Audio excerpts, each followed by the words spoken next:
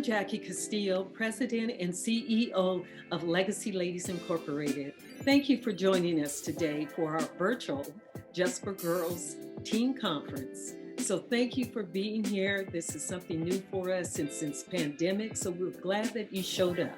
We've got a wealth of information to share with you. We've got 4 dynamic speakers.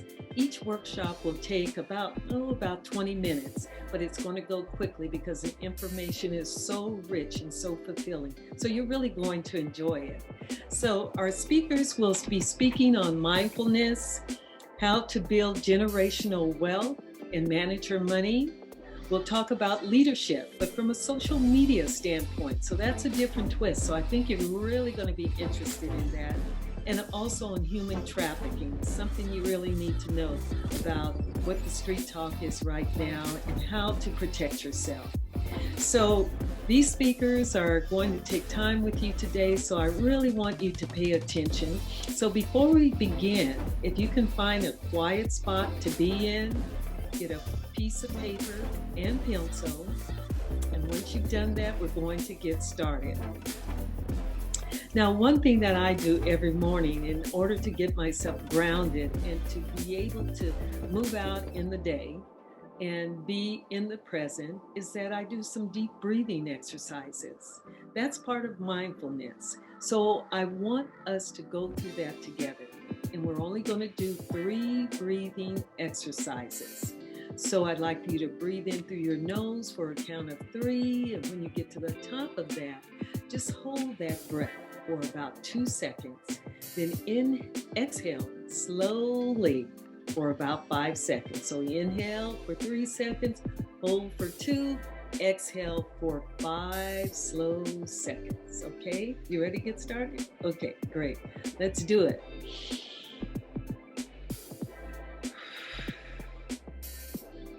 Again.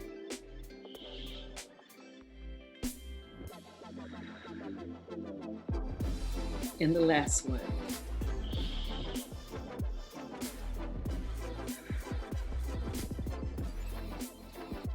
It's just as easy as that, but it'll get you off to a great day. It will relax you. You'll find all of your muscles will start to relax, and just keep your hands down your side and let them just go limp. So I think we're ready to get started. Yeshiva Davis on the workshop Mindfulness. Hi, everybody. My name is Yeshiva. I am here to talk to you about mindfulness and how to live a boss life with mindfulness and how to control your emotions so that they don't control you. Like I said, my name is Yeshiva. My last name is Davis, and I am a licensed marriage and family therapist. That's what those letters stand for, LMFT. I am the president and founder of K&S Therapeutic Services. And what I do is I help people to have healthy relationships. I help them with their mental health, things like depression and anxiety and trauma, because that can get in the way of having a healthy relationship. And I also help people with family problems, whether it's communicating and talking between moms and dads, between sisters and brothers, parents. I also help people to learn to establish boundaries. And I do that using lots of things, but a lot of times using mindfulness, because I think mindfulness helps people to have great mental health and to have really healthy and productive relationships. The bottom of the screen, if you want to reach out to me, I'm on Instagram, I'm on Facebook, I'm on Twitter at K&S Therapy. So here's what we're going to be doing today.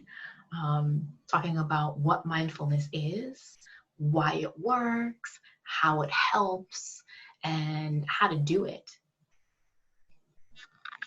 Have a notebook and a pen handy because we'll be doing a couple little quick exercises, and I want to make sure that you have that stuff available so you don't have to run around looking for it in the middle of the presentation.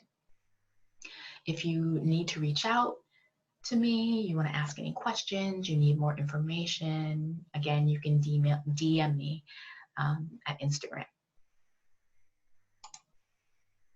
So who can use some ways to get better test scores? I know when I was in school, I was always looking to improve and work harder and get better scores. Who can use ways to be more focused? That's me too. Who's interested in having like better mental health and less stress and anxiety and depression?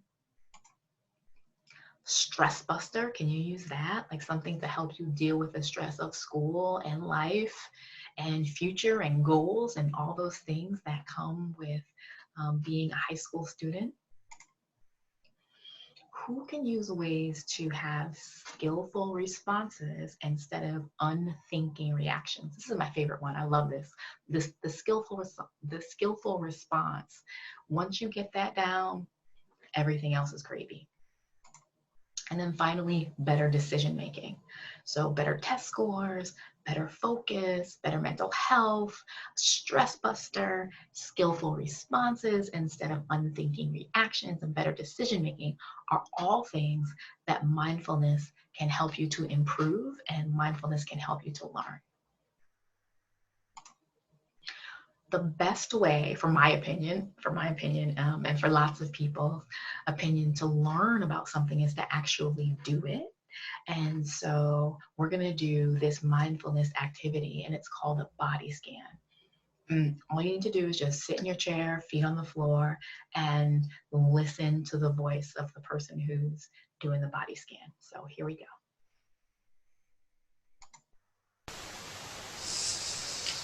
Welcome to this mindfulness practice.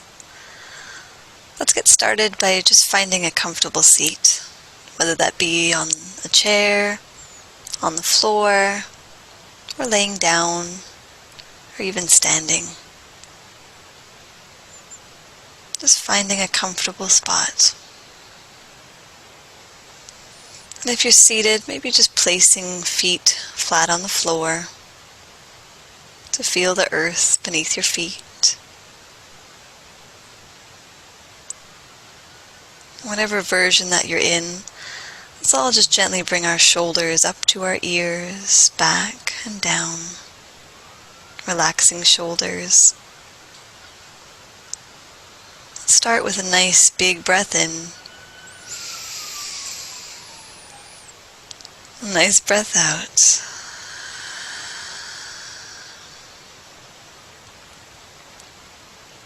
Another big breath in, maybe filling the lungs this time, lifting the heart forward.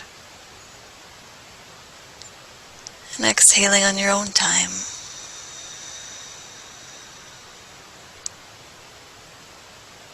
And starting to bring awareness to your body. Noticing how your feet feel on the bottom of your shoes. Maybe picking up the toes, spreading them and putting them down the bottom of your shoes. And bringing your awareness to your shins, noticing how the shins feel. Noticing the knees, your thighs. And relaxing the elbows. Maybe gently lifting the heart if you're seated. Relaxing shoulders. Becoming aware of any sensations in the body. Remembering that there's no right or wrong to this practice. There's no way this should feel. Just simply feeling. Bringing our awareness back to our breath.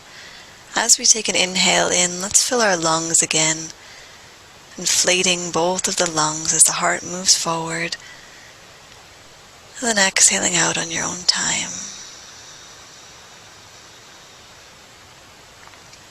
Bringing your awareness back to any sounds in the room. Noticing any final sensations in the body. or sounds.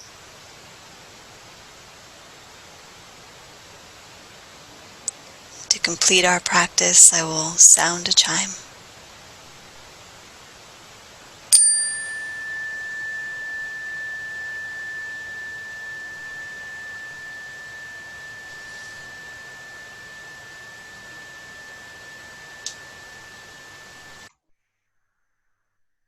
Okay, let's get back on track here.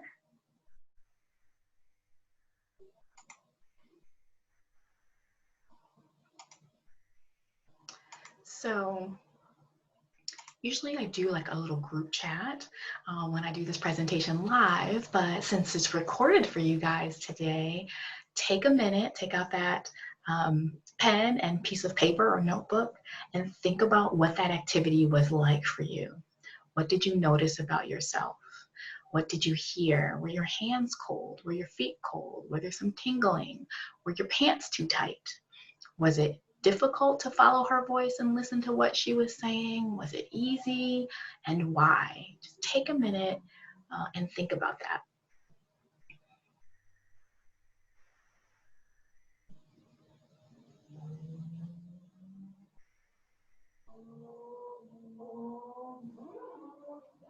So I hope you've had a minute to jot some thoughts down. I'm going to move on to the next slide.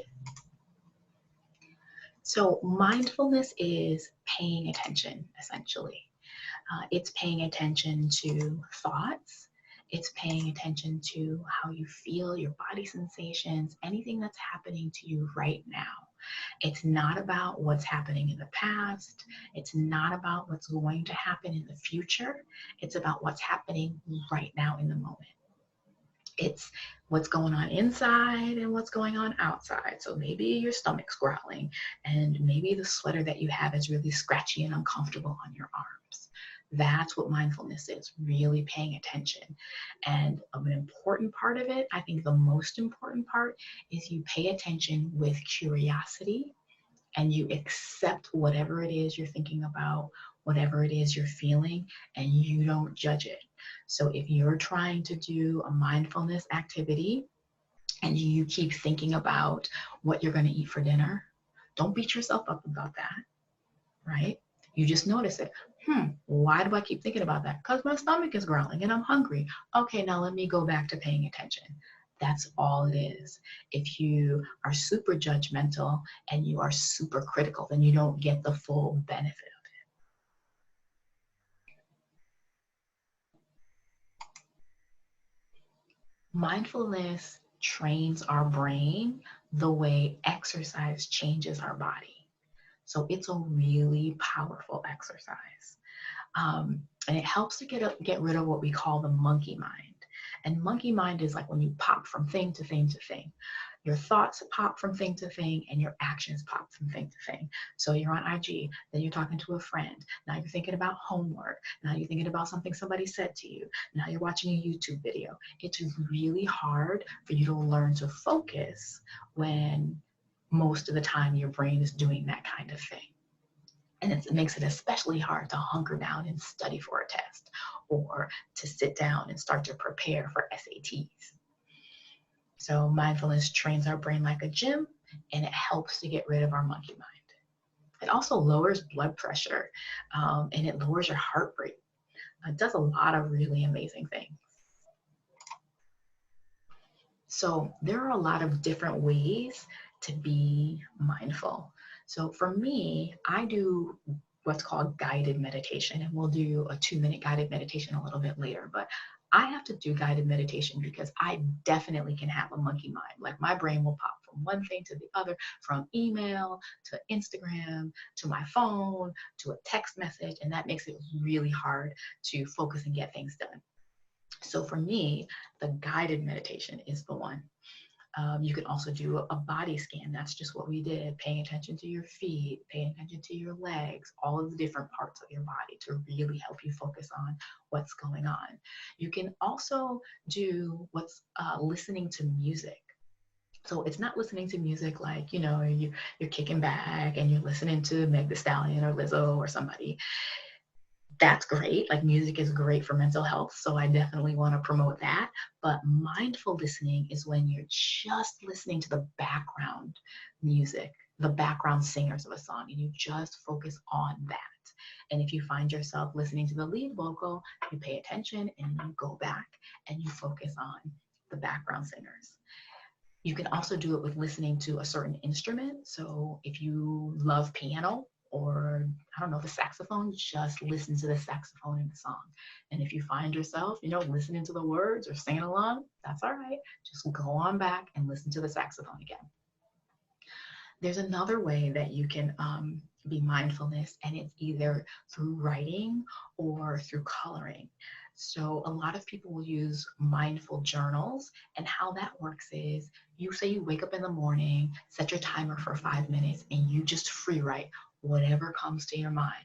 Like, I'm cold, I'm hot, I'm angry, my feet hurt, these socks are too small, my pajamas are too small. Like, whatever comes to mind, you just write it down. You don't worry about grammar, you don't worry about punctuation, you don't worry about spelling, you don't worry about any of that. You just write what comes to mind. The other thing you can do is you can color. You can color in these like pre-drawn images or pre-created images, like the one that's down here, this rhinoceros. And doing that takes a lot of focus and a lot of attention. You really have to focus on paying attention in the moment, right? And that's the goal of the mindfulness. And it moves your mind away from all the negative and critical thoughts and really focuses on what color am I going to use in this part of the rhinoceros, and what does the pencil feel like in my hand, and is it difficult or hard to stay in these little tiny lines. Again, paying attention to what's happening right now in that moment. So before we jump into this one, I just want to talk about the word stimulus for a minute. Stimulus just means something that stimulates you or upsets you or makes you happy. That's what I mean by the word stimulus here. So when we're dealing with situations without mindfulness, what can happen is you get stimulated. Somebody yells at you, and then you just pop off and have this unthinking reaction. So someone yells at you, you bail back at them, and then you guys are going at it, and that person's not listening to you. You're not listening to that person, and you go nowhere, right? The situation just continues to get worse. What mindfulness helps you to do is to have skillful responses, right? So with mindfulness, you have the stimulus, somebody yells at you. Mindfulness slows things down a little bit so you can have some thought and strategy about how you skillfully respond, right? So stimulus, you just pop off. With mindfulness over time, you slow down, you make a good decision, and then you skillfully respond. So let's use like a boyfriend, for example. So you send a text at 10. It's now 11:30. He didn't hit you back. You text again. Crickets. It's silence, right? He leaves you on red. Now, instead of just waiting, you send this crazy long text message talking about how much he makes you sick, and if he doesn't want to be with you, then he should just let you know, and la la la la la la. With mindfulness, same story. You reach out, he doesn't hit you back. Instead of reacting with that crazy book-long text, you pause. Maybe you send him something that says, hey, I'm getting worried, hit me back as soon as you can. And then you go on and do your thing. Maybe you do a guided meditation to keep you calm because you're still a little bit annoyed that he has not responded. So unthinking reaction versus skillful response. So look who meditates. So everyone here on this picture practices mindfulness. So this first picture is Taraji, my girl. Hey, Taraji. Cookie Lyons. She actually has like a whole mindfulness set up in her space where she's got like a pillow to sit on, and she's got some gongs and all kinds of things that she does to get herself ready to meditate. This next picture, LeBron James. We all know him. And LeBron actually meditates on the sidelines when he's playing games. And actually that's what this is a picture of. And Phil Jackson, who is a coach, he coached the Lakers, he coached the Chicago Bulls also. He used to make all of his players learn about mindfulness and learn how to meditate because it helped them to keep themselves calm when the crowds were really loud or saying crazy things to them or they got bad calls from the refs. So mindfulness is really powerful. We have Kendrick Lamar right here. He meditates. Katy Perry meditates. She said it's the most important tool that she's ever learned, and that she'll meditate before she writes, or she'll meditate if she's on social too much and she's gotten too much negative information and she needs to calm herself back down. Big Sean, he also meditates to help him to write and before performance. And then, of course, we have Miss Oprah in this last picture. She meditates a lot as well. So here are some, pretty heavy hitters who are using meditation and using mindfulness to help them with their craft and to help them to be successful. So here's where you take out your piece of paper and your pencil again. I want you to think about 2 situations where you can use mindfulness, right? So the situations are things that you deal with often, like you study really hard for an exam and then you get into the class and you look at the exam and nothing that you studied is on there and you're stressed out and worried you're not going to do well. If that's something that comes up for you a lot, used to come up for me a lot when I was in school, have a plan like, oh, when that happens, I'm going to use a guided meditation. Or, you come home from school, you get into an argument with your mom or she yells at you and you don't want to pop off, right? Because that doesn't get you anywhere. So maybe in that instance, you use music to help you with mindfulness and to calm yourself down. So take a minute, think about 2 situations where you can use meditation, music, writing, or coloring to calm yourself down and get you back on track.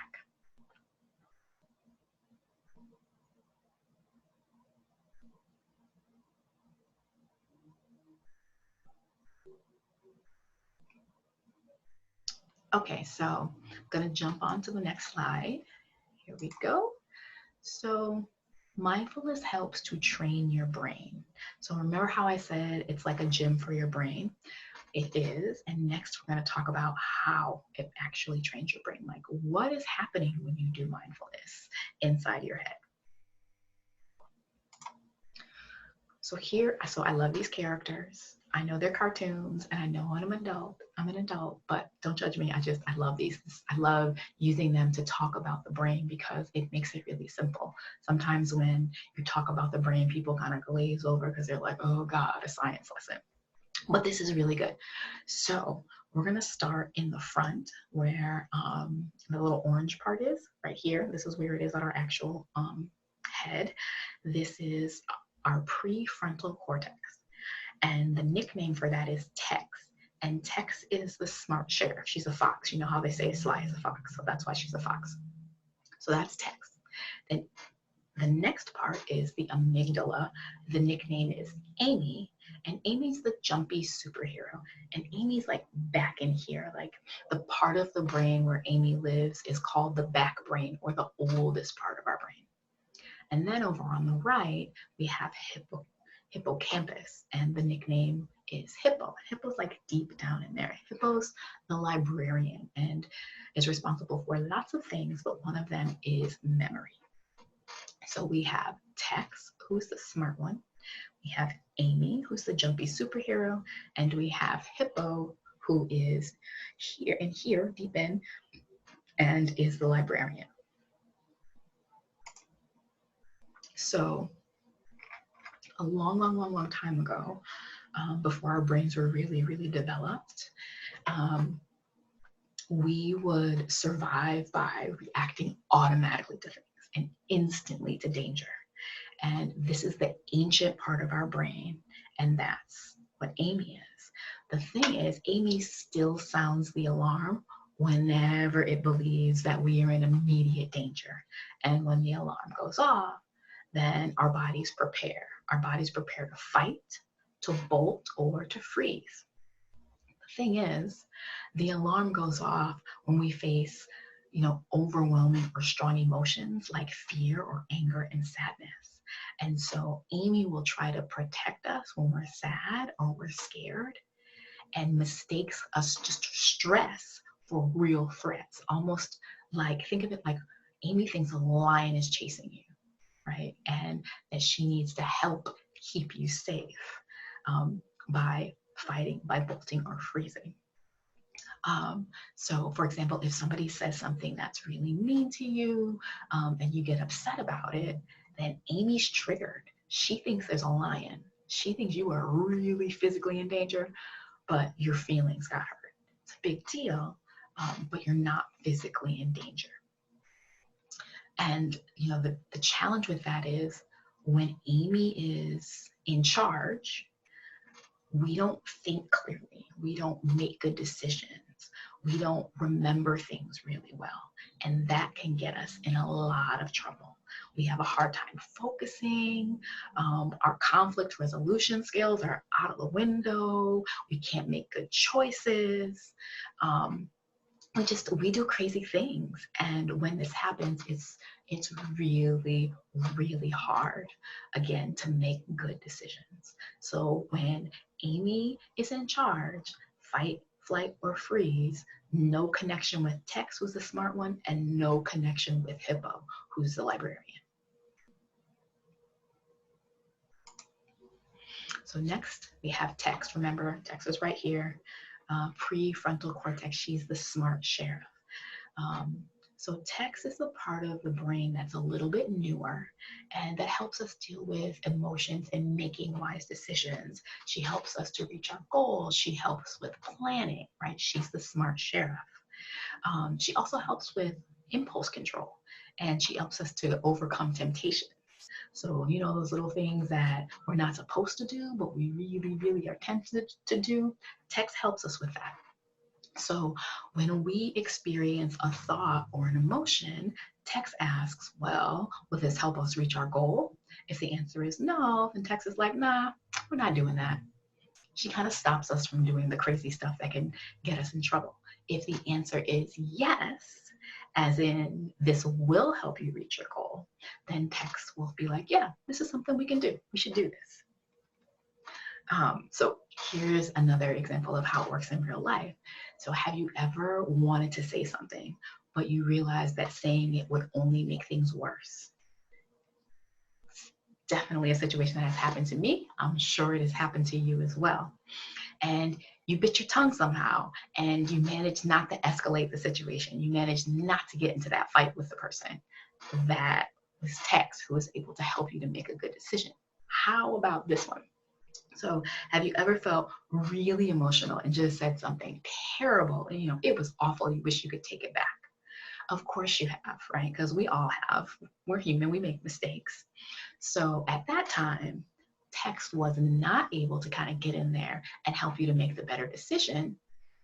Why? It's likely because the older part of your brain, Amy, she was the one that was calling the shots at that time. And the thing about Amy, Tex, and Hippo, if Amy is on fire and Amy's running the show, Tex and Hippo do not work. If Amy is upset, Tex cannot do her job.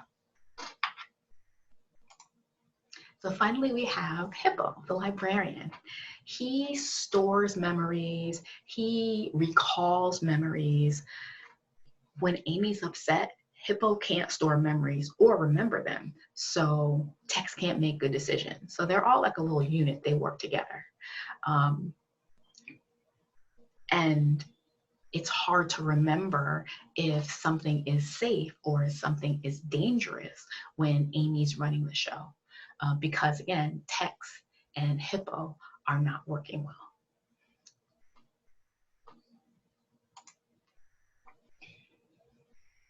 So when you use mindfulness, Tex and Hippo actually grow bigger and they become more active. So when Amy tries to, act up and get in there, Tex and Hippo can take over and be in charge.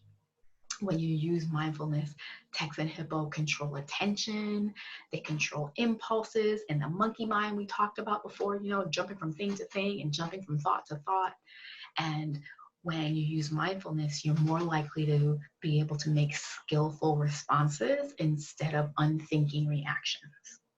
And using mindfulness soothes Amy. Over time, it actually helps to shrink Amy, and it helps her to take longer to get out of control. Oops, here we go. So help you remember this, or if you want to show friends or you want to show families what you learned today with this presentation, I want to show you this hand model, which I love. So what we do is we pretend that this right here is text. So this is this, right? This one, the Smart Shara. Inside here is Hippo, and Hippo's the one who's responsible for memory. And then right here we have Amy. We know Amy, she's a jumpy superhero. She's the one that pops off. So what we say is, when Amy pops off, you flip your lid, and that's when you lose control. So what we want to do is, we don't want Amy to flip her lid. We want to use mindfulness to keep her chilled out so that Tex and Hippo can do their jobs. So the mindfulness go-tos are guided meditation. Remember, I was saying that one's my favorite. So guided meditation is just like, there's some music behind it, and there's someone walking and talking you through what to do with your body and what to pay attention to. There's the body scan, and that's the one we did a little bit earlier, and that's where you just pay attention to what's going on with your body, how your feet feel in your socks and how that feels in your shoes, how your thighs feel inside of your pants. It's just like paying attention to what's going on in your body. Then there's Kumbhaka breathing, which I absolutely love because it involves music. I'm a big lover of music. And what you do is you inhale 4 counts, you hold 4 counts, and you exhale 8 counts, and you do it to the beat of the music. And I promise you, like, it is so relaxing and so soothing. If I'm up late at night and I can't get to sleep, this is like my go-to. Kumbhaka breathing is my go-to. And then there's the mindfulness journal. And in the mindfulness journal is where there are spaces to color, and then there are what are called writing prompts. And that's just like a little sentence for you to write about, like, what does your body feel like today? Or what's the biggest emotion that you're having today? So you have your go-tos, which are guided meditation, body scans, Kumbhaka breathing, my favorite, and the mindful journal. And if you need any of this information shared with you, DM me and I'll give you links to them all. They can also really easily be found by doing like a Google search on body scan. And I'll talk a little bit more about where to find stuff in a little bit. So here are some mindfulness meditation reminders. You cannot do it wrong. There's no such thing. If you get distracted, it's fine. You just come back to the body, right? Because our minds don't turn off, right? We are always going to have thoughts. We're supposed to always have thoughts, and that's okay. You'll get distracted 100 times, and once you realize you got distracted, you go back. I have been doing my meditation and mindfulness practice for, I don't know, a few years, and I still get distracted. I do it every day in the morning. I still get distracted each time. I just go back to my breathing, or I just go back listening to whoever is talking. So no worries if you don't do it perfectly. 1, there's no such thing as perfection. And 2, when you get distracted and you don't pay attention, that's just part of it. That's just how it works. Because remember, the purpose is to be more familiar with your thoughts and to be more familiar with how you're feeling. And those are the things that help you to keep Amy in check. So we have one more exercise. This one's guided meditation. Remember, if you get distracted, it's fine. You just do your best. Pay attention as best you can. So again, get yourself comfortable, sit with your back straight up and your feet on the floor. I think this is about 2 minutes. This meditation is about awareness of thoughts. Just because you think a thought, it doesn't mean it's true. You are like the sky, and your thoughts are like the clouds. They'll come and they'll go, but they're not who you are. To begin, sit in a comfortable meditation position and close your eyes. Begin to follow the flow of your breath as you breathe in and out. Now, imagine you're holding a big bunch of red balloons.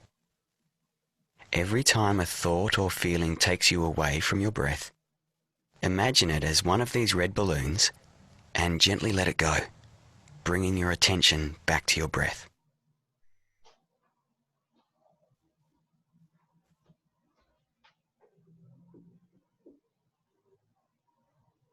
It's okay if the same thought or feeling comes back, or you need to let go of many red balloons into the sky. We're not trying to push away our thoughts. We're learning the helpful skill of observing our thoughts and allowing them to be there without getting all caught up in them. Perhaps the next time you notice a thought arise, try thanking your mind for the thought. Just say, "Thank you, mind," and go back to your breath.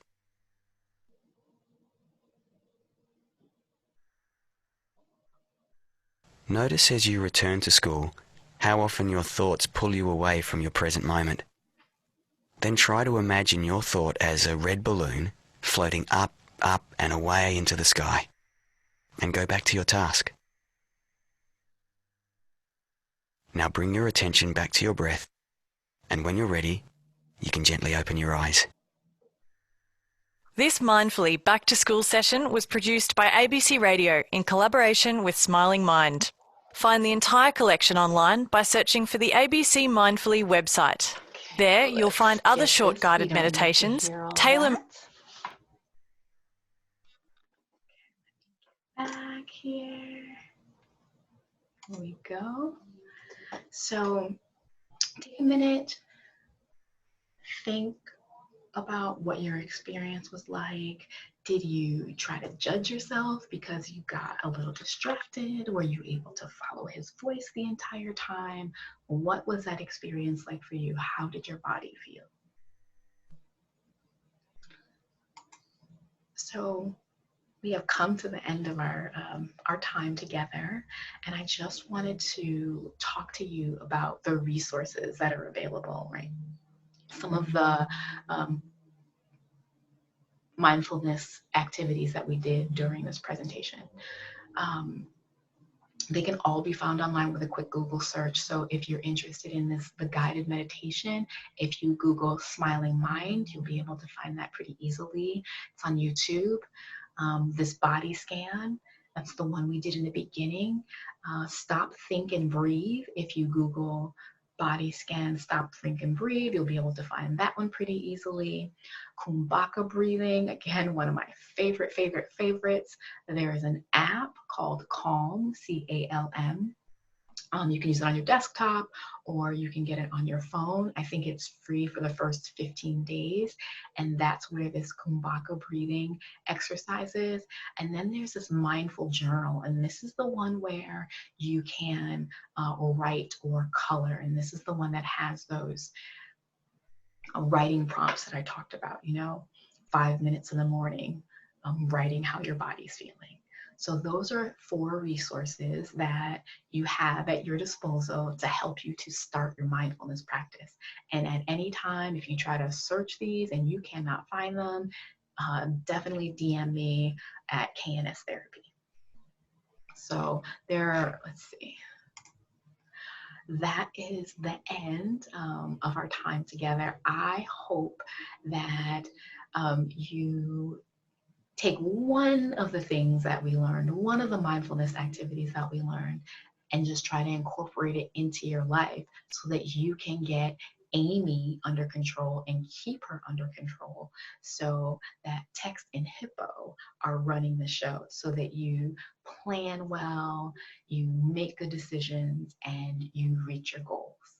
Again, you know how to contact me. The information is here on the screen. If you have questions or you want to have a conversation with me, thank you so very much for your time. I know your time is valuable. And namaste, which means the light in me honors the light in you. Thank you for listening. Yeshiva, that was great. Thank you so much. I really appreciate the fact that you said that we can train our brain to make more skillful decisions. And that's great because that makes a big difference from from a negative mindset to a positive mindset. And that's something we can do with the various exercises and resources that you have provided for us today. So thank you so much for that. I'm sure we're going to have a lot of questions for you later on. So as we move forward, I'd like to introduce you to Eric Miles, who will be giving you a workshop on how to grow wealth, how to manage your money. But first of all, you have to have a plan. So listen up, Eric. Hello, my name is Eric Miles. I am a residential real estate broker at Compass, working out of the Hollywood office. I am the founder and CEO of Eric Miles Group, a luxury real estate boutique. And I'm also one of the returning cast members and founding cast members of VH1's Love and Listings. Today, we're going to talk about building wealth through real estate. Real estate is one of the areas where people who don't inherit wealth or have wealth when they get out of college, let's say, it's a way that people can build wealth and generate generational wealth themselves. It does take planning, and we're going to help you today with understanding the things that it takes to set a good plan to generate wealth through real estate. Now, myself, my plan started about 20 years ago when I went to college. One of the reasons that it was important for me to go to college was to get a job. Many employers throughout the country are looking for people who have shown, applicants who have shown commitment and dedication, and the way they see that is with a bachelor's degree. So for me, when I was in high school and understanding that I wanted to one day have wealth, it was important to go to a four-year college and to get my bachelor's degree. I was fortunate enough to get a job out of college, and I worked in San Francisco. I got a fantastic job at the Bar Association of San Francisco. I worked in the lawyer referral service. This gave me a window into what life is actually like as a lawyer. One of the reasons, among many, that I wanted to go to law school was to increase my income potential beyond what a bachelor's degree could provide. And so law school was one of the things that I considered. For other people, that could be business school, medical school, any type of master's program. These are the types of programs where if you have an advanced degree, employers will pay you more. And if you're making more money, you can accelerate your income potential, your wealth potential.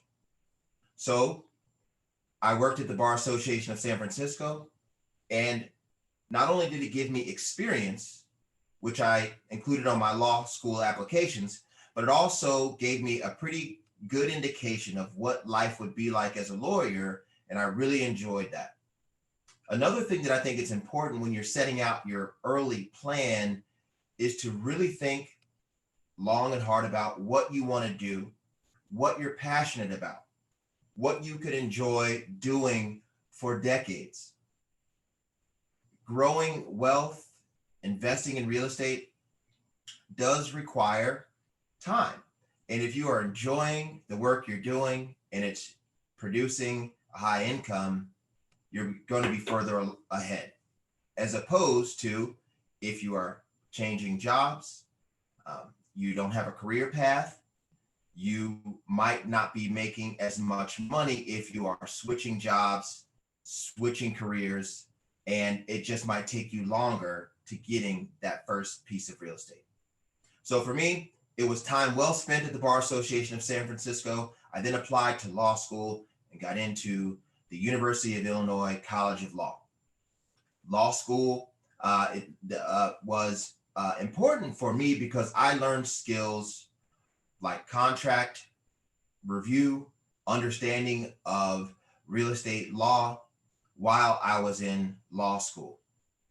I was fortunate enough that I had the grades and the network to get a job that was waiting for me when I graduated. When I went to law school, from the time that I went to law school and graduated, 3 short years from when I was working in San Francisco, my income more than doubled. So again, my plan in going to grad school was multifaceted. I wanted to help people. I wanted to do something that I thought would be a rewarding career, but I also wanted to make more money. And the job that I received out of law school, just 3 years after I left San Francisco, more than doubled my income immediately. That was a huge part of my plan and accelerated my way towards generating wealth in real estate, generating wealth through real estate.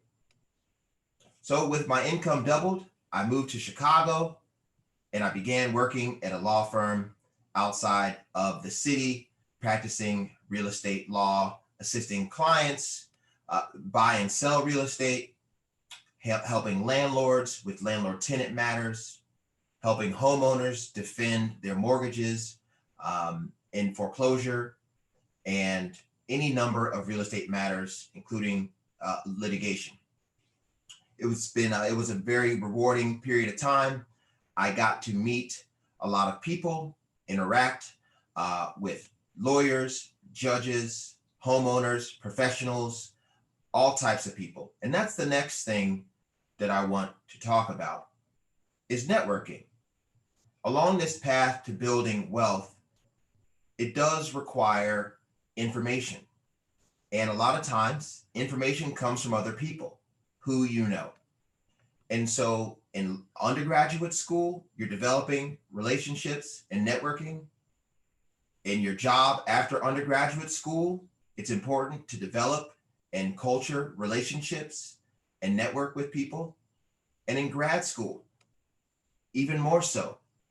A lot of people that you meet in grad school, they come from all over the country, high achievers, many special people coming from great families. Interact with those people, build your network. These are types of people that can provide information and opportunities to you down the road. So after graduate school completed and I went to law school, then became a choice between renting and buying. So when you rent an apartment or a house, you're paying a monthly amount, a market value, to the property owner in exchange for that property owner letting you live at that apartment. Rent, the landlord owns the property. You have a possessory interest by virtue of a lease, but you don't have ownership. So your rent, let's say it's $500 a month. Each month, that's going to the landlord. And if you're there for 5 years, that money all goes to the landlord. And when you move out, you have nothing to show for it but good memories. Meanwhile, the landlord has been collecting $500 a month for 5 years, using that money to pay in whole or in part his or her mortgage. So they're using the rent to pay for the mortgage. And then not only that are they having their mortgage paid for, but then they're enjoying the equity that comes with owning the property. what is equity? As you pay down your mortgage, you will increase the difference between the property value and the amount that you own on your loan. The difference between what you own, the difference between what you owe on your mortgage and the market value is called equity. So going back to this landlord that was collecting rent for 5 years from you, they were having their mortgage paid by you as the renter. That's reducing their mortgage payoff amount, their loans going down. And meanwhile, in places like Los Angeles, that property value is going up 3 to 5% each year. So the landlord's same apartment that he rented out to you on day one is going to be worth more in year 5. In addition to you paying rent that covers their mortgage. So you can see that. So who would you rather be? The renter that's paying $500 a month, and then after 5 years, you leave with nothing but great memories? Or would you like to be that landlord that owns the property, that's using the rent to pay their mortgage, and in addition to paying down their mortgage while the tenant is in possession of the apartment, they're enjoying watching their equity go up as the property value goes up. So that is a classic example of the benefits and the differences between renting versus owning. And so what we want to do with choosing our career path, pursuing possibly advanced degrees to increase our income, is to set the table for a future of home ownership. Now, the next thing that we want to be thinking about is, well, how do we buy a property? Well, the first thing that you need is a down payment.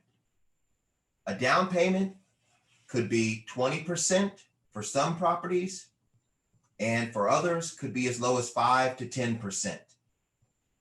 There is a loan instrument called an FHA loan, where they will issue loans under $765,000 to borrowers who put down 5 or 10%. So we know we need between 5 and 20%. This is where your higher income producing career path really comes in handy. So when you get that job and it's paying you $30,000 a year, you want to be setting a plan, speaking with a financial advisor, speaking with a family member that understands money, reaching out to a financial professional to set up a plan where you're saving money from each paycheck so that over a period of time, you have that 5%, that 10%, or that 20% down payment. When I speak with our clients, the hardest thing for them to do is to come up with a down payment if they haven't been planning for it years ahead.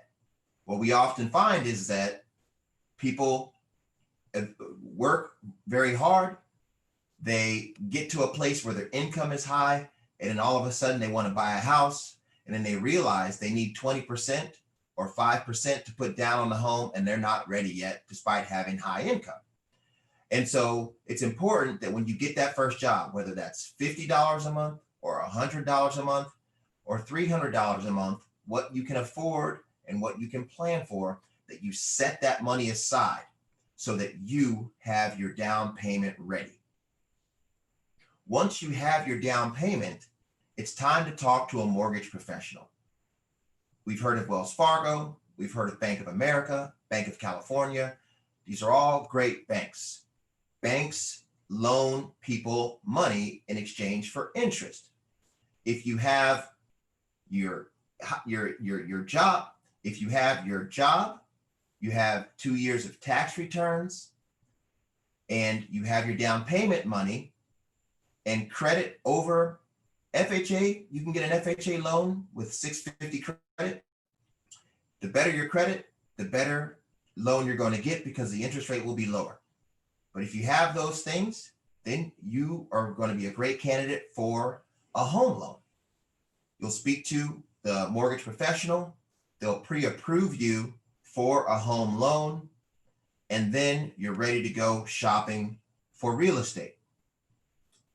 You've all heard location, location, location. And next to a down payment, location might be the most important aspect to consider when buying real estate. In an area like Los Angeles, it is very expensive.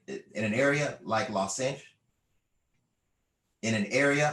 Angeles, it can be very expensive to purchase real estate in the popular areas. But there are a number of opportunities where land is cheaper, but we have reason to believe that it is up and coming and the property values will rise. South Los Angeles is a great example of one of these areas in Los Angeles where we expect home values to increase.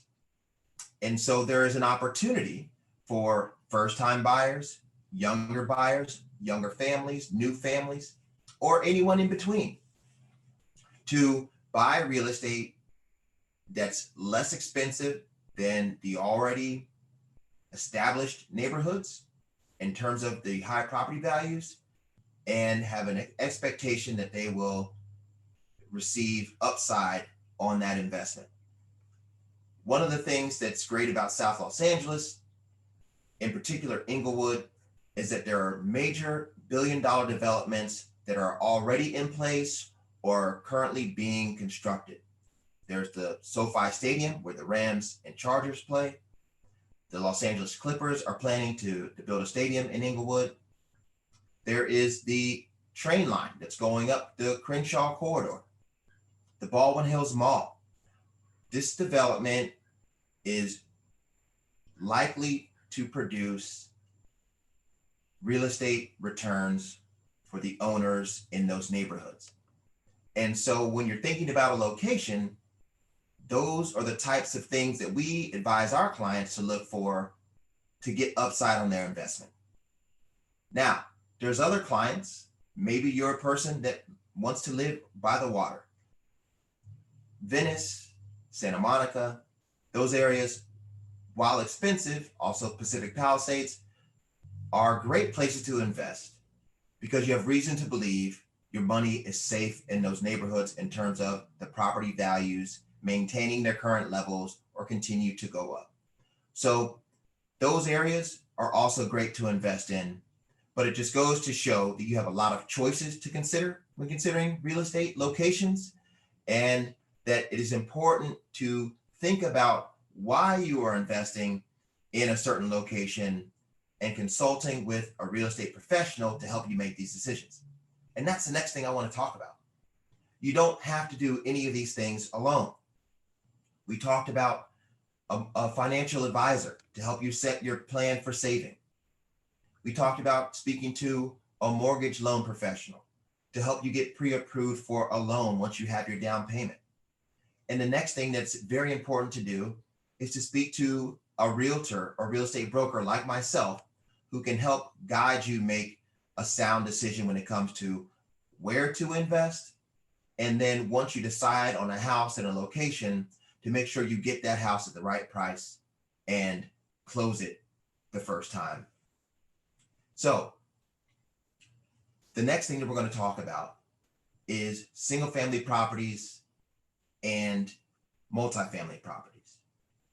Single family properties are your homes that are detached. One family lives in the home. They're not connected. These types of properties are considered single family properties, as opposed to multifamily properties where you have attached units that are two or more. You've heard of a duplex, you've heard of a triplex, and you've heard of a fourplex. These are multifamily properties. You can generate wealth from both types of properties. Your single family home is probably more the traditional example that you're all familiar with, but I do want to bring your attention to multifamily properties. multifamily properties are a way for you to rent. Multifamily properties are a way for you to generate wealth for yourself and have your mortgage paid for, like that landlord we talked about in our earlier segment. In the case of a triplex, there's 3 units. You can get a loan to purchase that property, and you can rent out the other 2 units, live in one, and use the income from the 2 units to even get approved for another loan. And then you could buy another property. And that is one of the key ways that people accelerate their wealth generation. So I know we've covered a lot, and I hope that we haven't gone too fast. But with the limited time that we had, I did want to cover setting out an initial plan that considers your income potential, and then saving. And then once you've saved 5%, 10%, or 20%, speak with a mortgage professional. Then consider where you want to invest, and be sure to reach out to a real estate professional like a realtor or mortgage broker who can serve you, who can provide the service that you need to get you into that property, whether it's a single family home or a multifamily property. That's all I have. If you have any questions, you can certainly reach out to us. You can reach us online on all social media at Eric Miles RE, ERIKMILESRE, or you can visit our website, www.ericmilesgroup.com, and you can send us any questions that you might have. I wish you all the best in your journey to generate wealth. This is something that you can do. All it takes is a plan. Thank you. Have a great day. Eric, that was great information. And I like what you said. Find your passion, because if you have a passion about doing something, it doesn't seem like work. And I agree with you. So there were a couple of things that were very interesting. First of all, create a plan. I got that. Work towards some advanced degrees and create a network. That's so important in whatever you're doing. It's just to build your network. And as a result, you will increase those opportunities to build wealth. That sounds like a real plan. I like that. You see, students, I even took notes. So thank you, Eric. We'll be in touch with you. So our next speaker is Kelly Amat, and she is going to be speaking on becoming a leader. So what does that mean in this age that we're in now, this technology age? Social media is taking a big role. So you look at those influencers that are on social media. Are they leaders? Are they making decisions? What about your Facebook page? When you put something on there, it's like your birth certificate. It stays with you all of your life. So when you get ready to get that job 3 years from now or 5 years from now, you might think twice before you post anything.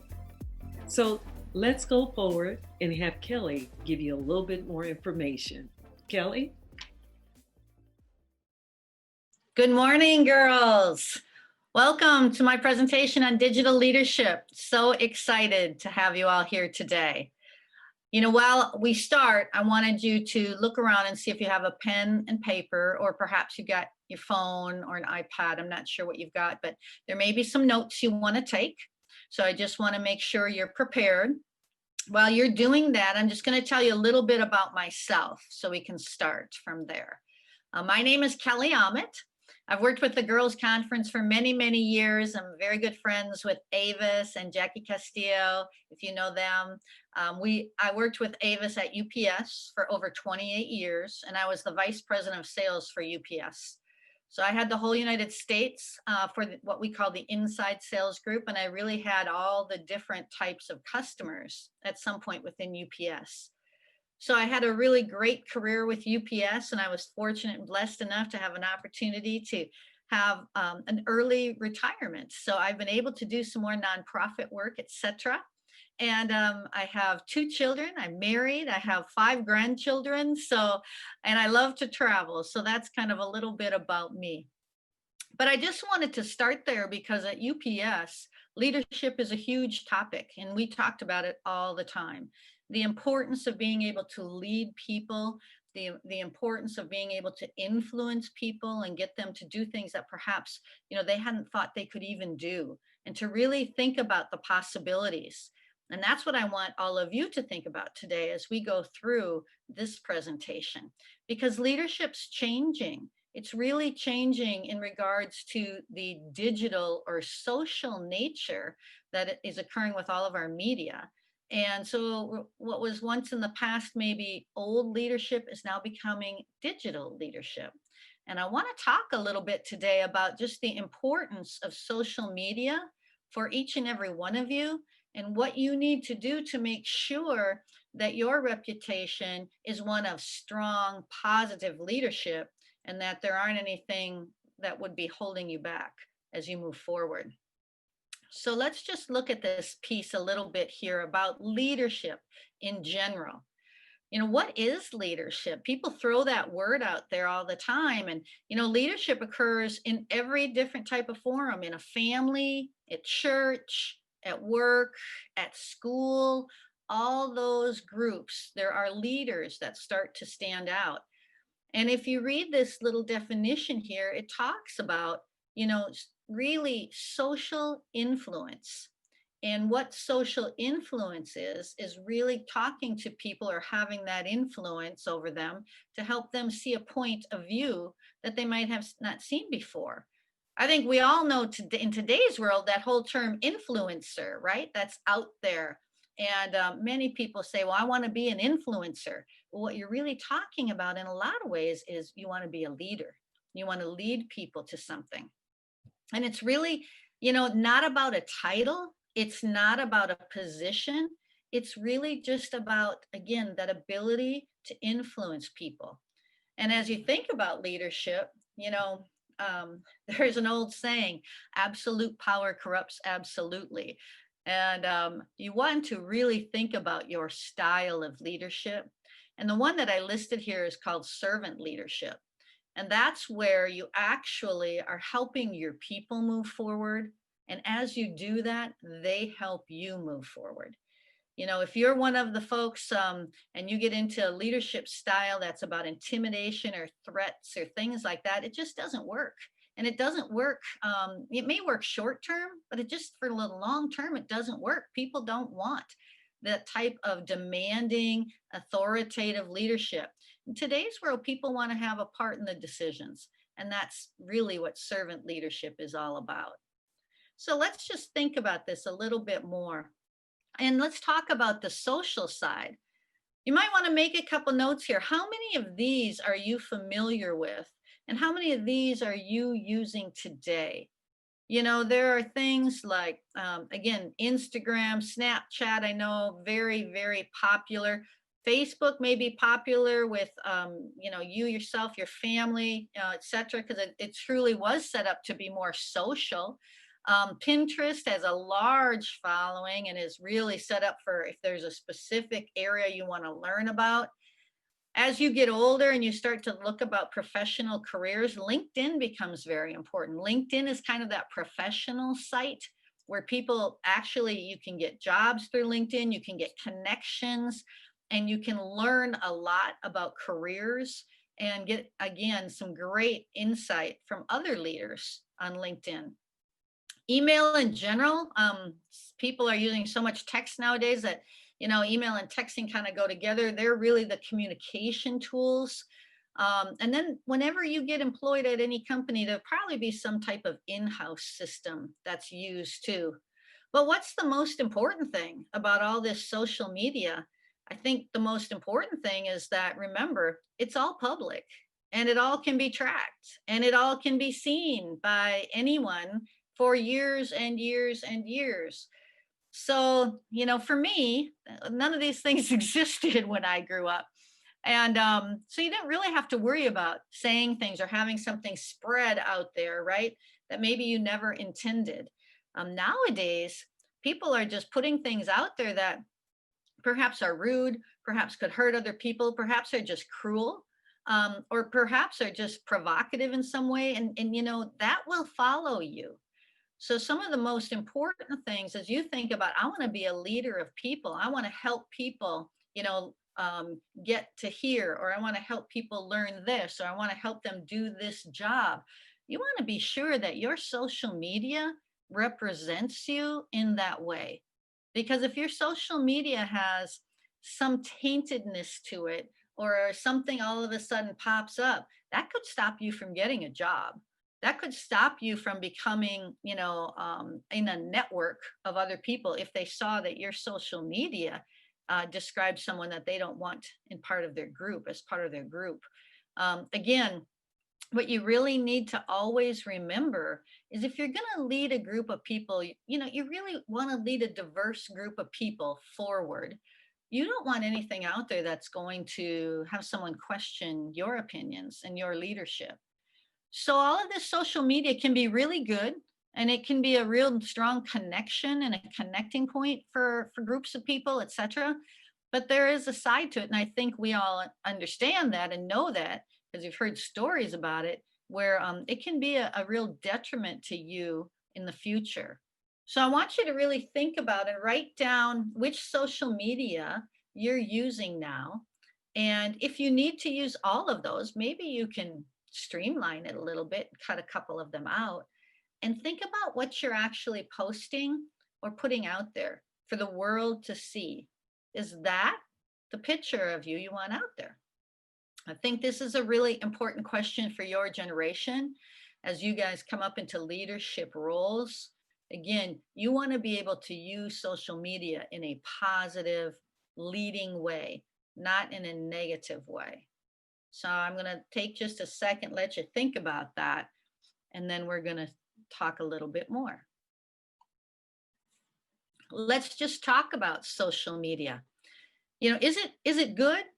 Is it good? What do you guys think are the positives? Well, we talked a little bit about that. Again, it allows you to connect with people very quickly, large groups of people across the country, across the world. It certainly can get a point out there that maybe needs to get out there. But the negatives are that not always are those opinions correct. Not always are they based on fact. Not always are they even representative of a large group. Sometimes it's like anything, right? It can be one person's opinion, and everybody deserves their opinion, but that doesn't necessarily mean that it's something that the whole public needs to know. There's a lot of talk these days about privacy. And I think your generation really will never understand privacy the way other generations did. There's whole groups of people who never, wanted to have their picture taken because they didn't feel that should be out there in the public. So you need to really think about how you control social media for yourself. How you make sure you're using social media and it's not using you. How you make sure that you understand it and know what's out there, but you don't get controlled by it. And that is a really difficult thing. It's difficult for everyone these days. So another thing to think about is, how do you make it better?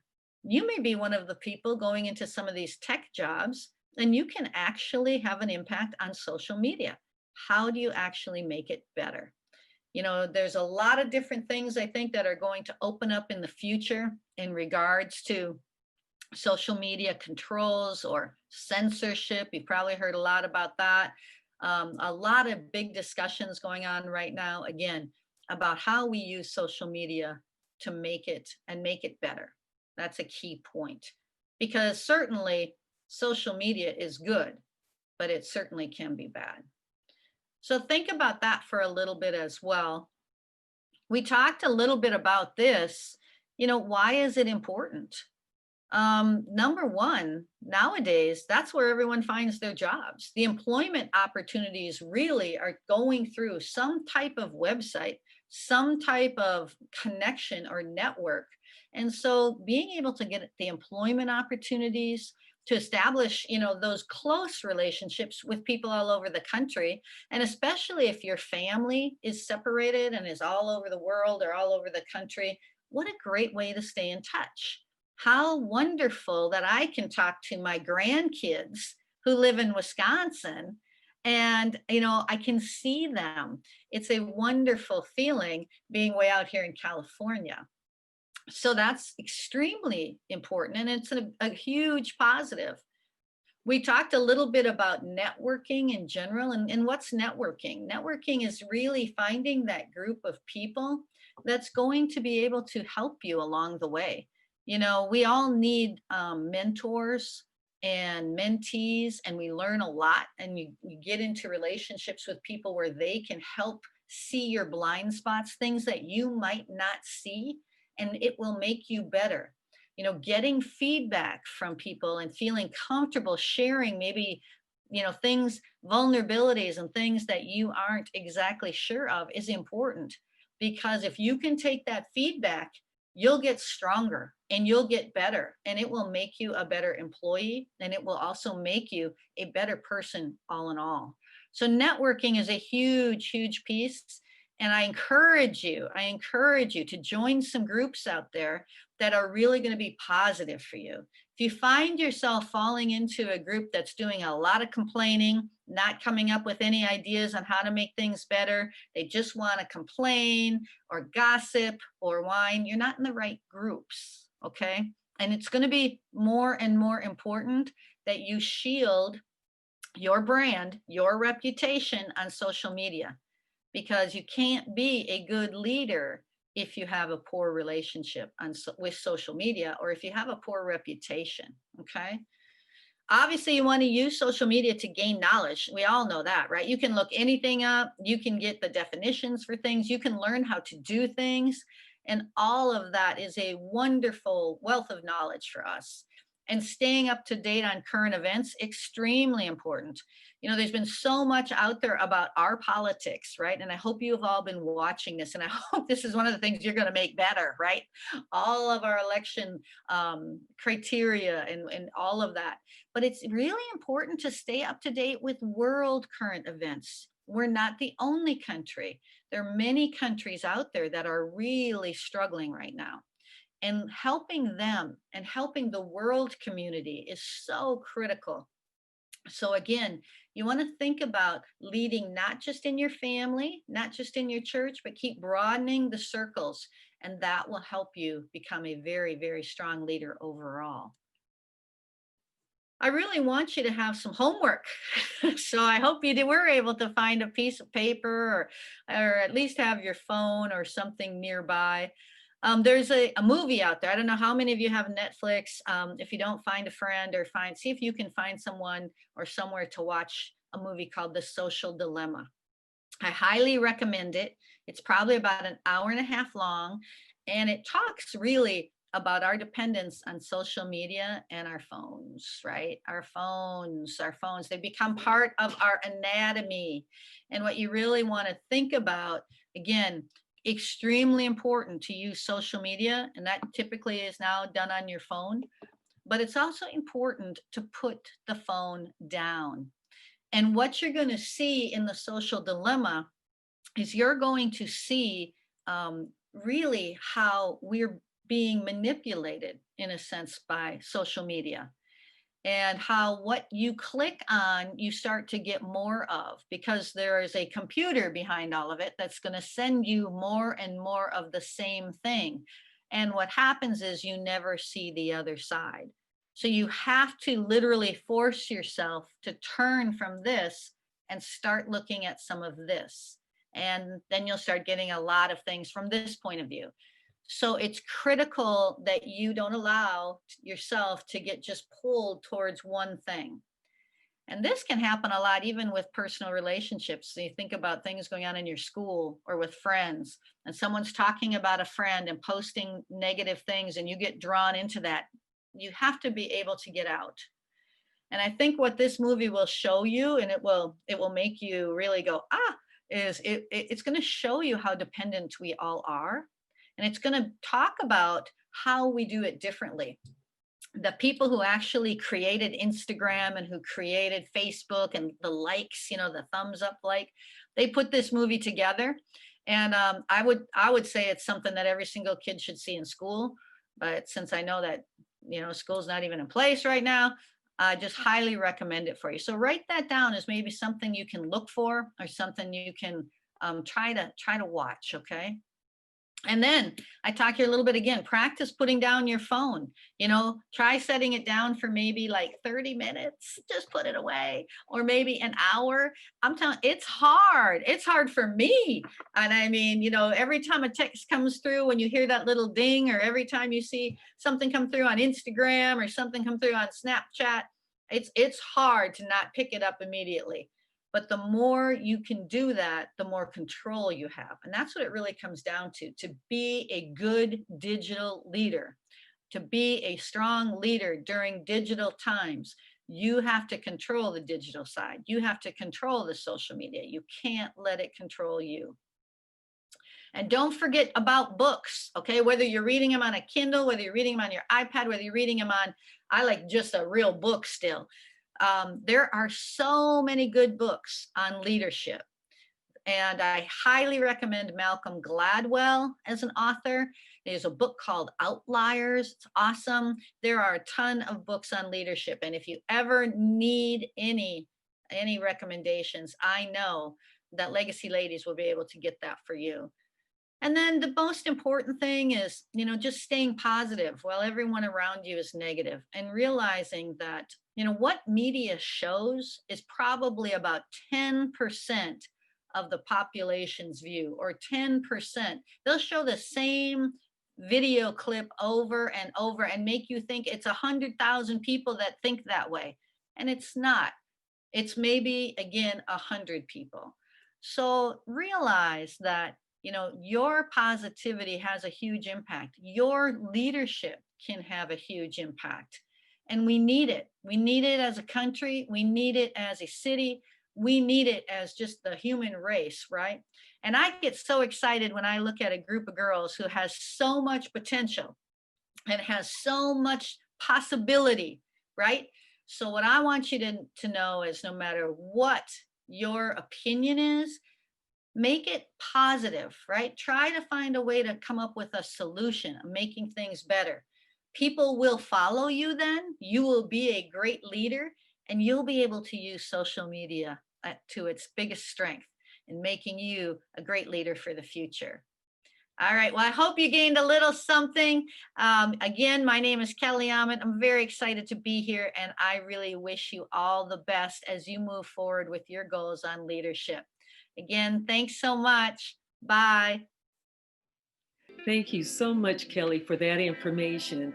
I like the idea of what you were saying about put down your phone, and I have to work on that too. And I think I'm going to put down my phone and put Social Dilemma on my list to watch this weekend. So I'm going to make that a movie night. So that sounds great. And thank you for all the other information that you have shared with us. Our next workshop is on human trafficking. That's a $50 billion industry. Let me say that again. $50 billion industry that they have created. Those predators have created that, and they are looking for you. 71% of the people that are in human trafficking, that are the victims, are girls and women. We don't want you to be part of that statistic. So to share some information with you that will be invaluable is Brittany. She's going to talk to you about human trafficking, and please take notes. And if not for yourself, for your friend, your sister, your cousin, your mother, everybody can be impacted and lured in to this crazy industry. So please listen up. Brittany. Hi, everyone. My name is Brittany Johnson. I am the Youth Program Coordinator for the Youth Ambassadors Program, also called YAP, and I will be talking to you guys about human trafficking in a youth kind of way so you guys understand exactly what it means, what human trafficking means, and how you can be impacted by it. As you can see, these pictures right here show actual pictures of the youth that are in the program, and you can follow us on Instagram at YAP_for-youth, and you can get more information as well, and also talk to us via Instagram.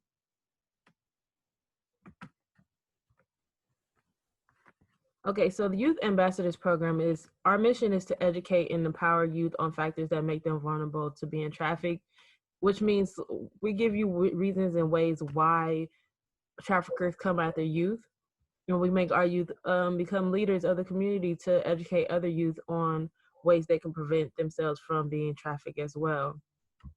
The Youth Ambassadors Program is led by youth to educate fellow teens on topics relating to human trafficking and social issues teens experience every day. So not only are we talking about human trafficking, but we're also talking about other topics that you guys go through on a daily basis that you don't usually get to talk to other teenagers or maybe other adults about, because maybe nobody's listening or you feel like nobody understands you. So we give you that opportunity to be in a safe and brave space so that no one is judging you to talk about the things that you might be going through. Our strategy, again, is to provide youth with a safe and brave space to talk about everything that impact them in today's world. There's no judgment, no shame, and no disrespect. So we all go through things, and sometimes we're not able to talk to people about it because we feel like we're alone in this thing. But when you actually talk about certain situations that are going on in your life, someone in our community or in our program will understand what you're going through, because they might not go through exactly what you're going through, but they know somewhat of what it feels like or what it means to go through a situation that may be similar to what you're going through. It could possibly help you in ways that you might not even know about. So what the problem is that we're trying to address within YAP is that youth are being coerced, bribed, or even forced to sell their bodies for the financial benefit of someone else every day. Like, traffickers are coming after youth who are homeless, who are in the foster care system, or who are vulnerable on the internet, and provide too much information where the trafficker knows so much about the person without even meeting them in person. So we want to give you those tools to understand why you should and shouldn't do certain things on the internet and in person. Youth are experiencing trauma without given a proper place to be heard. Every day something is happening to some youth somewhere in this world. And if they have nowhere to talk about it or no one to listen to them, oftentimes they are subject to being trafficked by pimps or other traffickers, because they want to be loved or you want to be accepted or something.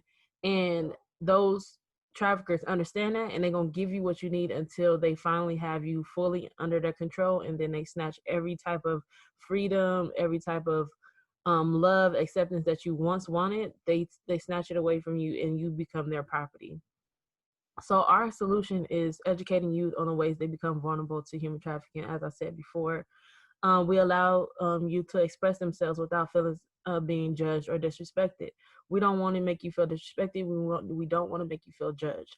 Our solution here at YAP is to make sure that every youth is heard and wants to get the proper tools in order to stay away from being a victim of trafficking, or just being manipulated in general by other people because they are out, how some people would say, less assertive, or they don't speak up for themselves. So those teenagers that don't feel heard, we want to hear you out before somebody that's the wrong person hears you out.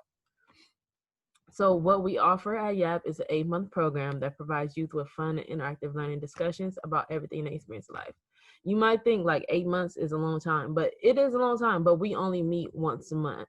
So that once a month, we're talking about everything from identity to love, relationships, teen dating, violence. So we have a topic every month that we talk about, and we all talk about maybe our experiences or our friends' experiences and how we can help ourselves or the people around us.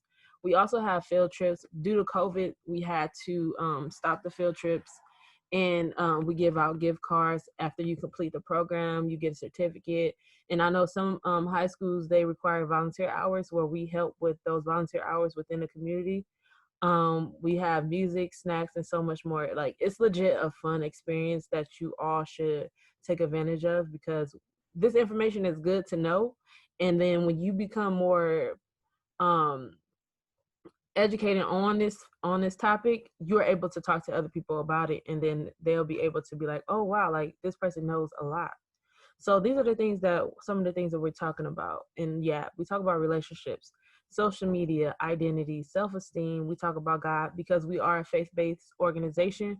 We do talk about God and how to have that relationship with God on our own level, in our own understanding, and being able to be okay with saying, yes, I want to wait till marriage to have sex, or saying like, I made mistakes, but I know God forgives me and he loves me. Like understanding that we all have our own journeys, and with God, we can get through it all. We're talking about grooming. We talk about drugs and alcohol. We give career and job readiness resources. Of course, human trafficking is involved. We give educational resources, mental health, and so much more. Like literally, we talk about everything.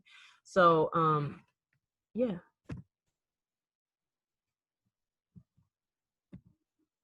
This will be a time where I would play a video, but we don't have enough time for that right now. But human trafficking. Human trafficking is the trade of humans for the purpose of forced labor, domestic servitude, or commercial sexual exploitation. So what we like to focus on is the commercial sexual exploitation. When you look here at sex trafficking, CSEX. CSEX is the commercially sexual exploitation of children. That's what we focus on because we focus on children and youth under the age of 18. Sex trafficking takes place when a commercial sex act is induced by force, fraud, or coercion in which the person persuaded to perform the sex act has not reached the age of 18 years old. So this happens again when it's someone under the age of 18. Sex trafficking can include street prostitution, pornography, stripping, exotic nude massages, escort services, phone sex lines, gang prostitution, interfamilial pimping, which means that your family is the ones that's pimping you out. Internet-based exploitation is when you're on the internet and it's kind of like pornography, but at the same time, you're probably giving a little bit of yourself more on the internet-based exploitation. Okay, so I help to define what force, fraud, and coercion means. These are certain ways that these acts can take place. So for force, you can be beaten, slapped, beaten with objects, sexually assaulted, raped, gang raped.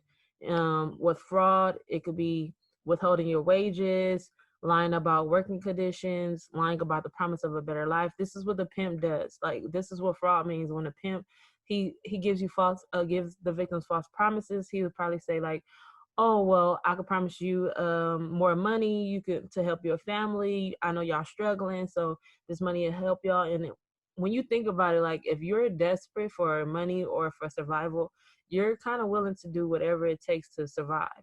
And these traffickers know that. Like they know exactly what to do in order to get a victim in their hands, like lying about the promise of a better life. If the person could say, hey, I know that you're struggling right now, so let me help you out, let me buy you this, let me buy you that, and I promise your life will be better if you be with me. And of course, if you're going through so much, you might be like, okay, let me try this out, maybe he do, maybe she do.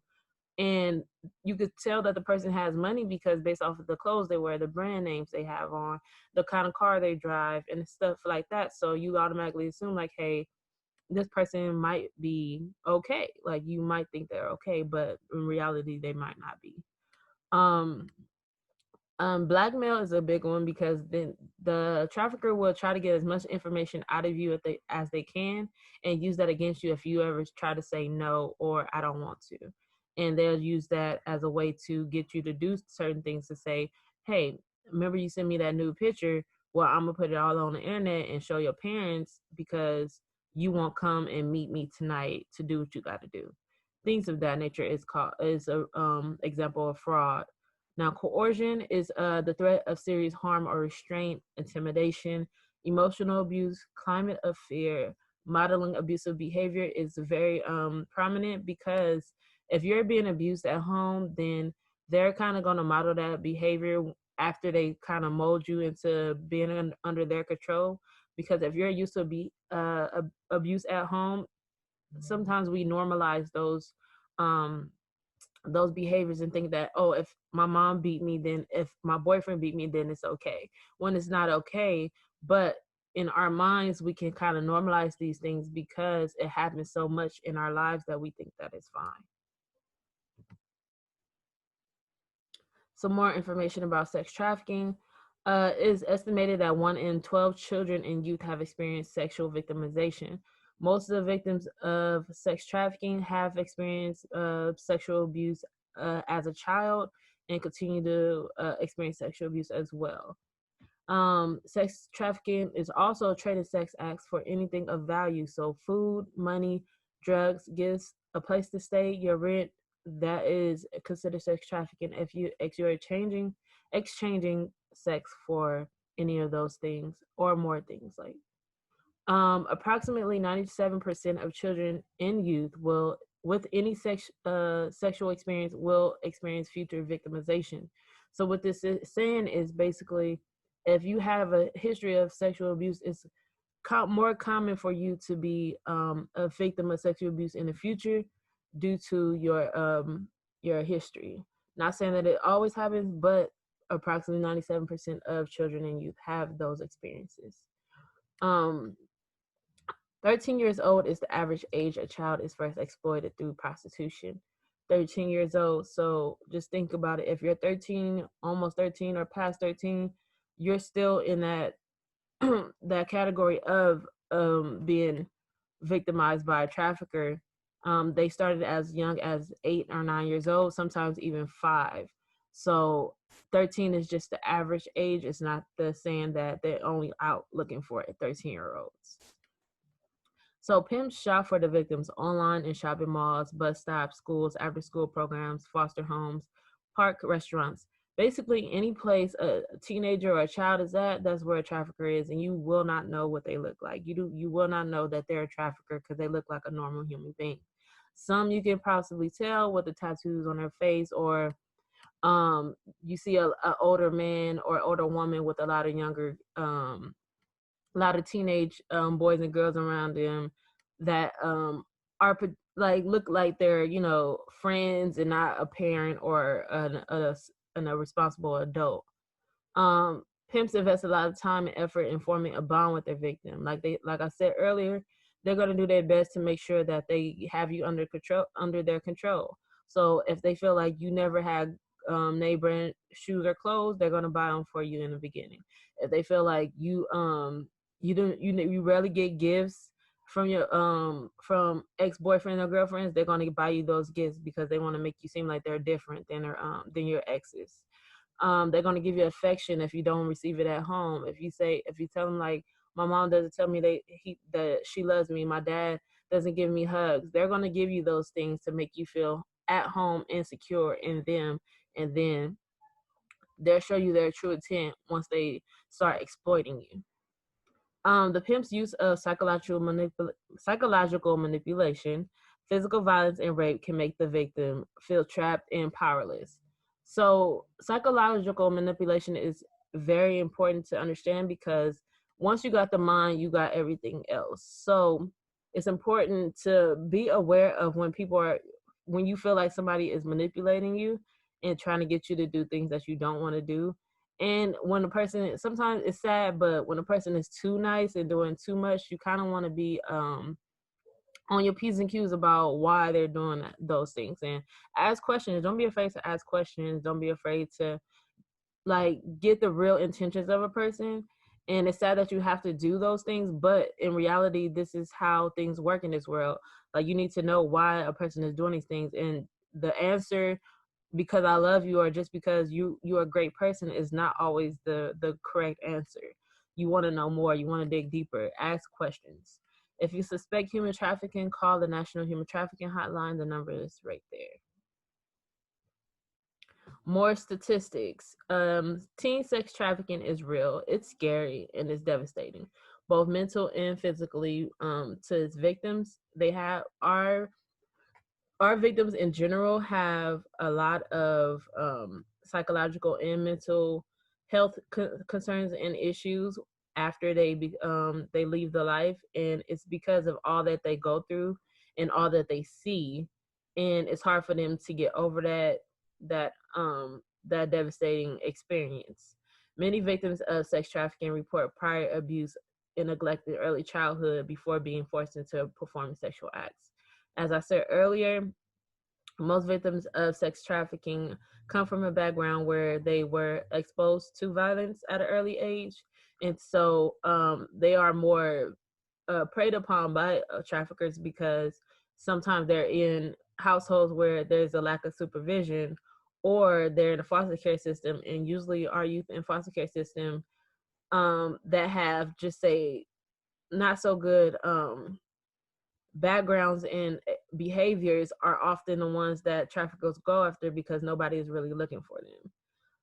And it's sad and it's not right. So it's important that we are aware of these things, that so that if we have friends or family that are in the foster care system or that have a lack of supervision at home, that we educate them on these things so that they don't become victims themselves.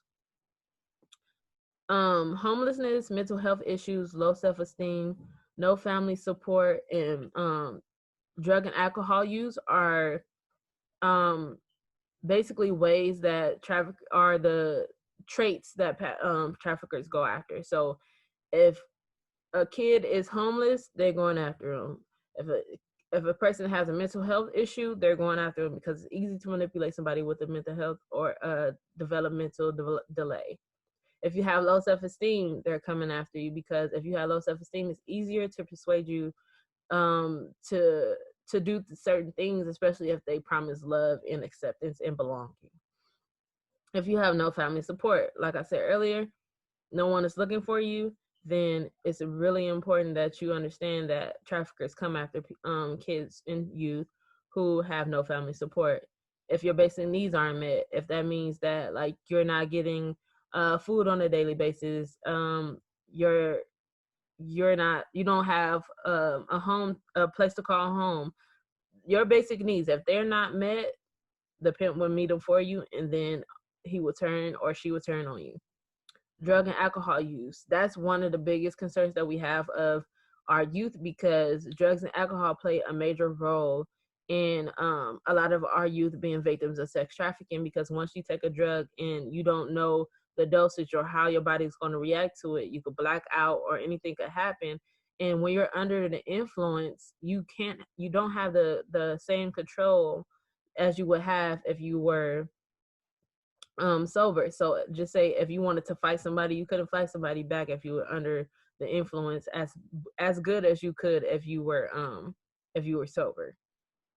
So the average age girls enter the sex trade industry in the US is 12 to 14, and for boys it's 11 to 13 years old.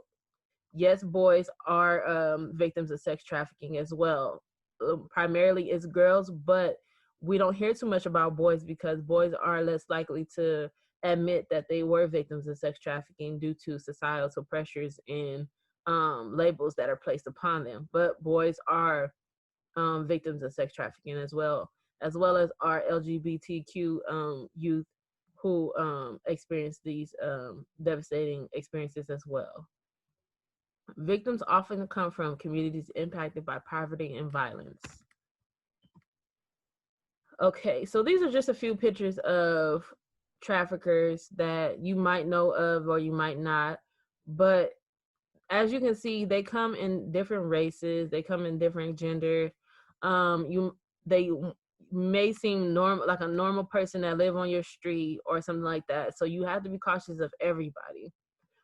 Pimps spend a lot of time looking for and grooming their victims. The statistics that I gave you earlier, those are the things you should look out for. Not to say that just because I didn't speak up on them, not to say that they don't go after kids who have two parents in the house who are really strict. They do go after other kids because you might think your parents are so strict that you start running away or anything of that nature. Any little vulnerability they're going to go after. So it's important that you be aware of those things.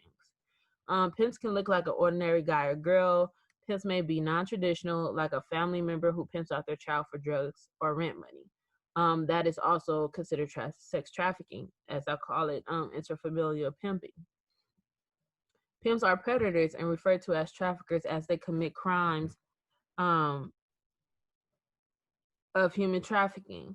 A pimp makes arrangements for customers to have sex with their victims. Up to 90% of minor victims are under the pimp's control. So 90% of youth victims are under the control of a pimp. These are different types of pimps. It's a guerrilla pimp, Romeo pimp, CEO pimp. The guerrilla pimp uses force, kidnapping, violence, drugs, and blackmail to overpower the victims. If you read here's some of the ways that they try to manipulate their victims, like saying, come party with me, let's have a good time. If you don't do what I tell you, I'll post embarrassing or naked pics of you on the internet. These are the things you look out for. And a Romeo pimp we like to say, is the most dangerous because they do not physically put their hands on their victims. They use like charm, gifts, flattery, and fantasizes about their lifestyle. So like a promising of a better life. These are tactics used by a Romeo pimp. They target teens looking for love, acceptance, runaways, and nice and naive young men and women who just want a sense of belonging. They might say, I love you, let me take care of you, nobody understands you but me. Things of that nature to try to get you to understand like it's only you and that person in the world and against everybody else. Like, so you have to be careful of those things, or someone trying to manipulate you in that way. CEO pimps uses money and business strategies to swindle victims. Their target victims are aspiring models and entertainers, and also naive young men and women who are away from home. They might say, I'm an agent. You have what it takes to make it in this industry. Trust me. So they might come off as like being really educated on a music industry or entertainment industry, and might give you some of might show you pictures, and they might be with celebrities, and it might be true that they know celebrities or they've been around them, but that doesn't mean that they're not a trafficker. So you have to do your homework and ask questions and make sure that you have a responsible adult with you, or you explaining this information to a responsible adult. These are ways that pimps brand their victims by writing their names or giving them barcodes, or just having little statements on them to show who they belong to. Pimps often brand their victims to show what they are, to show that they are property, much how they do animals. So it's a way of showing other victims and sex workers and pimps and traffickers and johns and tricks, this is who I belong to. This is who I'm the property of, when no one is the property of anyone. Who are the buyers? Buyers are women. Yes, women purchase sex from youth too, both boys and girls. The buyers are different ages. They're different race and ethnicities. They are U.S. citizens.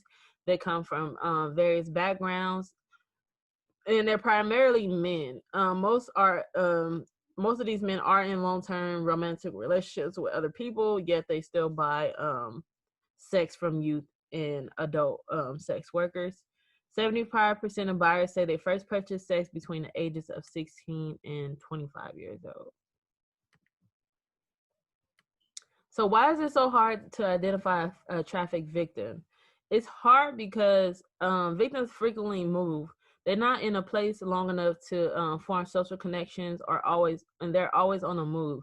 So it's hard to identify a victim if they're constantly moving. The pimps wants to constantly move them to make sure that they don't have social connections with anyone, to try to get out of the life, or see that there are people out there that are trying to help you and do care about other people.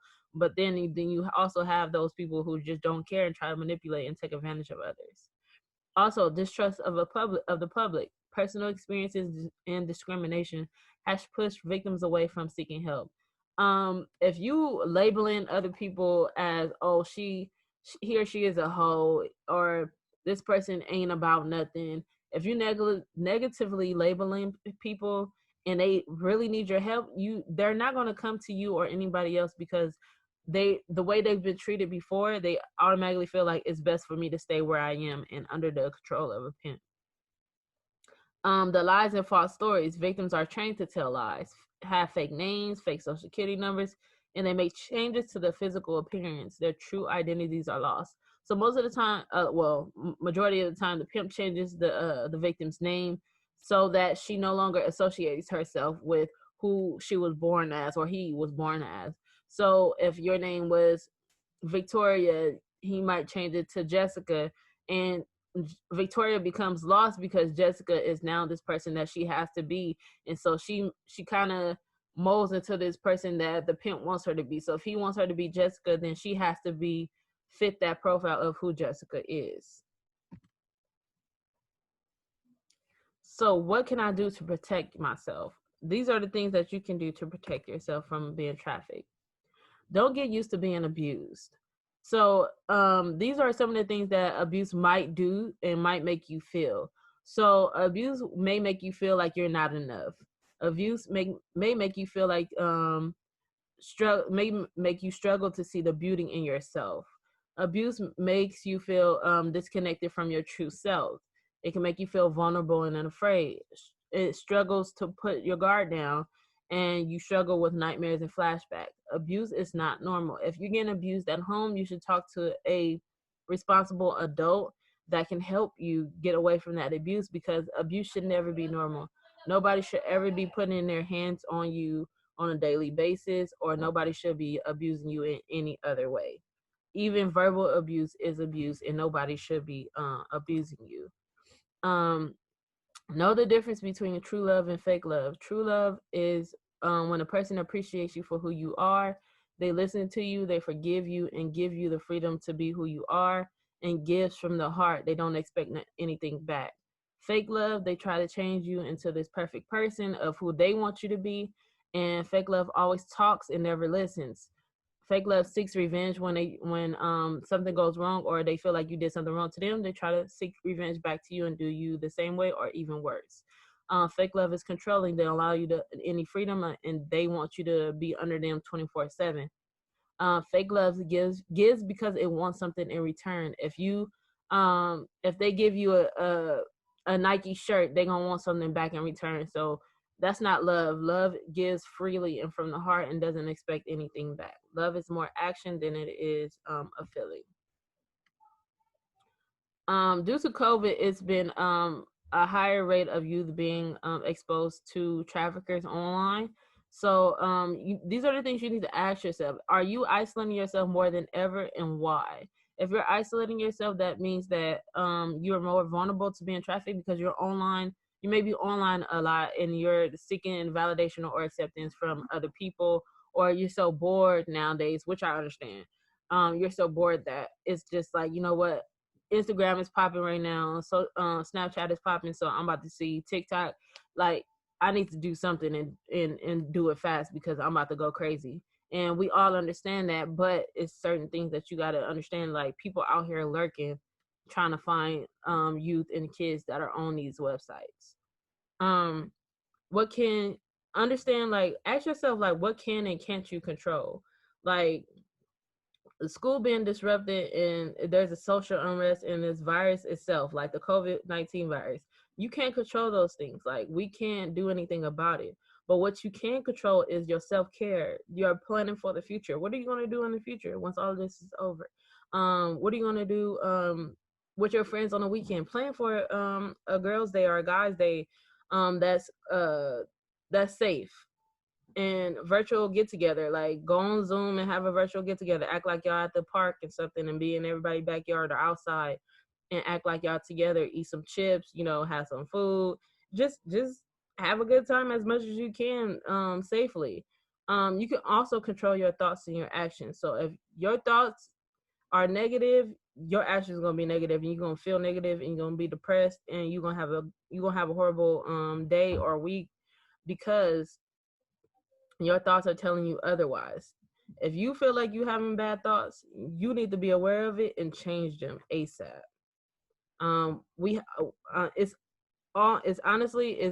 It's normal to have negative thoughts, but it's good to be aware of those, because then we are able to change it. Be like, okay, well, that was a bad thought. I need to change it. I think about something better. Because if you don't, you're gonna get sucked into those negative thoughts, and then you're gonna go on a downward spiral. So moods come and go, which are normal. If you have a bad mood today and tomorrow is cool, you having a better day, then the next day you having a really good day, it's kind of a little bit better, that's normal. But if you're unable to feel better after 1 week or so, that's a concern. And you need to talk to maybe your parents or a trusted adult to let them know, like, hey, I haven't been having a good week, and it doesn't seem like things are getting better, and I need help. It's okay to ask for help. It's definitely okay. Understand how you are feeling. Is there an increase in depression, anxiety, post-traumatic stress disorder? Among youth, these are some of the disorders that are prevalent today due to COVID and other factors that are relating to just being at home all the time and not being able to be as social as we used to be. So bottom line, have somebody to talk to. It's important. Most importantly, just say no. There's so many ways to say no. Like, you could you could say it in different languages. Just make sure that person that's trying to manipulate you or take advantage of you, just say it in every language. If you know every language of how to say no, just say it to that person and just be like, nah, I'm good. Like, I don't want to. Like, that's not for me. I can't do it. Like, no way. Like, whatever it is that you have to say it, however you need to say it, just say it. That's the best way to do it. All right, folks, that's wraps up my presentation. I hope you guys learned a little something. And you can also, again, follow us on YAP_4 youth. These are my lovely YAP leaders. They are awesome. If you would like to join the program, just hit us up on Instagram and we can definitely give you more information. Due to COVID, like, we haven't been like as proactive as we wanted to in the community, but we're finding our ways to be interactive and educate the community on human trafficking in youth. So thank you for your time and have a great day. Thank you, Brittany, for your presentation. That was very empowering. And our students need to know that. What's going on in the streets? What's the street talk now? So that's so important. And I want to say, I stand corrected, that this industry is $150 billion. It's a $150 billion industry in which these predators are making money off of young girls and women like yourselves. So please take heed, listen to what Brittany has just shared with us, because it's going to save your life. And that's what we are concerned about. We want to see you next year at this conference. We don't want to read about you as a statistic. So please be very mindful of that. And I also want to thank the workshop speakers today. You've done a fantastic job.